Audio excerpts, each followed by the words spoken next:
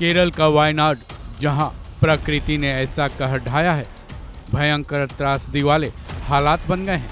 केरल के वायनाड में हुए लैंडस्लाइड की वजह से अब तक तकरीबन 158 लोगों की जानें चली गई हैं। वहीं 90 से ज़्यादा लोग अभी भी लापता बताए जा रहे हैं। गौरतलब है कि यह हादसा मंगलवार की सुबह वायनाड के मेपाड़ी के वेल्लीरी माला गांव के मुंडकई और चुरमाला में जोरदार बारिश की वजह से हुआ, जिसके बाद से अब तक मृतकों की संख्या में लगातार बढ़ोतरी हो रही है। वहीं घायलों का अस्पताल में इलाज चल रहा है। इतना ही नहीं, मौके पर रेस्क्यू का काम अभी भी जारी है। इन्हीं सब के बीच केरल राज्य को कर्नाटक का साथ मिला है, क्योंकि कर्नाटक के सीएम सिद्धारमैया ने इस मामले में अपनी संवेदना पीड़ितों को लेकर जताई है। साथ ही केरल को हर संभव मदद करने को कहा है। इतना ही नहीं, उन्होंने अपने यहाँ के अधिकारियों को रेस्क्यू के काम में मदद के लिए भेज भी दिया है। कर्नाटक के सीएम सिद्धारमैया ने अपने एक्स अकाउंट पर बड़ा ऐलान किया है।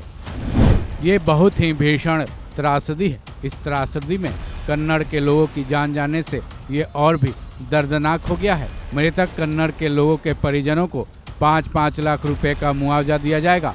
राज्य के 2 सीनियर IAS, NDRF की टीम और सेना की टीमें पहले से ही बचाव कार्य में लगी हुई हैं। आज मंत्री संतोष लाड को बचाव कार्य की जिम्मेदारी संभालने के लिए वायनाड भेजा जा रहा है।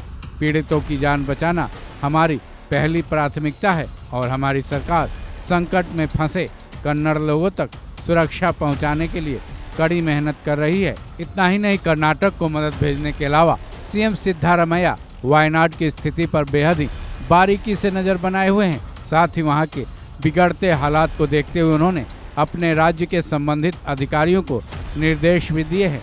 कर्नाटक सरकार ने जिन 2 IAS को वायनाड भेजा है, उनके नाम PC जाफर और दिलीश शशि है, जो कि केरल के अधिकारियों के साथ मिलजुल कर रेस्क्यू के काम में तेजी लाने और फंसे लोगों को सुरक्षित करने का काम करेंगे।